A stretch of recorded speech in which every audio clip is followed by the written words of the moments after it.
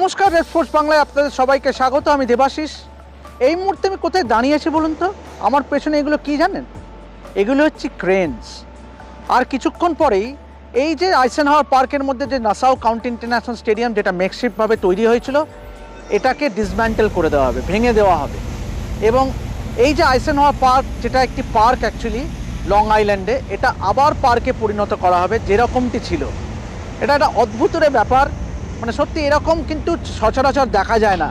মানে আজকে ইন্ডিয়া এবং ইউএসের মধ্যে যে ম্যাচটি হলো, সেটা শেষ হওয়ার কিছুক্ষণের মধ্যেই কিন্তু ক্রেন হাজির। নাসাউ কাউন্সিল, যেখানকার লোকাল কাউন্সিল, তারা কিন্তু এই ক্রেনগুলোকে হাজির করিয়েছে এবং কিছুক্ষণ পরেই স্টেডিয়াম খালি হয়ে গেলেই কিন্তু স্টেডিয়ামটি ভেঙে ফেলার কাজ শুরু হবে। একটু অবাক করার মতনই, কেননা গত কয়েকদিন ধরে কিন্তু এখানে বেশ কিছু দারুণ ম্যাচ, উপভোগ্য ম্যাচ আমরা দেখেছি। ইন্ডিয়া পাকিস্তান ম্যাচে ফুল হাউস ছিল, ইলেকট্রিফাইং অ্যাটমসফিয়ার ছিল, এবং কি আজকেও ইন্ডিয়া এবং ইউএসএ ম্যাচটিও ছিল বেশ দারুণ উপভোগ্য একটা লড়াই আমরা দেখলাম। আলটিমেটলি ইভেনচুয়ালি ইন্ডিয়া জিতলো। কিন্তু তার থেকেও বড় কথা যে Nassau county international stadium will be history. ইতিহাসের সাক্ষী থাকবে, কেননা এই স্টেডিয়ামটা কিন্তু আর থাকবে না।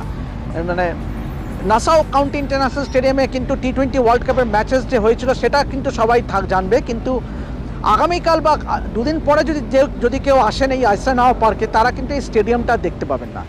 তার বদলে কিন্তু একটা সুন্দর পার্ক, এই যে একটা বিশাল এলাকা জুড়ে যে নাসাউ কাউন্টি আইসেনহাওয়ার পার্ক, সেটিতেই আবার পরিণত হবে। এই পার্কে আবার সেই পুরনো রূপেই সেটাকে ফিরিয়ে আনা হবে। তো অদ্ভুত একটা এক্সপিরিয়েন্স হলো আমাদের, কেন গত কয়েকদিন ধরে আমরা বেশ কিছু উপভোগ্য ম্যাচ দেখেছি। হ্যাঁ, ডেফিনেটলি উইকেট নিয়ে অনেক সমালোচনা হয়েছে, কেন উইকেট আদর্শ ছিল না for a good T20 format.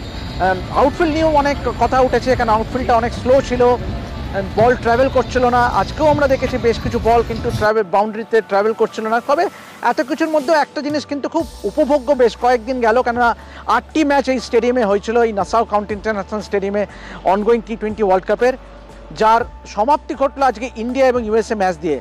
এবং কিছুক্ষণ পরেই দর্শক খালি হয়ে গেলে, ভারতীয় দল চলে গেলে, দর্শক পুরোপুরি খালি করে দেওয়ার পর এই স্টেডিয়ামটি ভেঙে ফেলার কাজ শুরু হবে।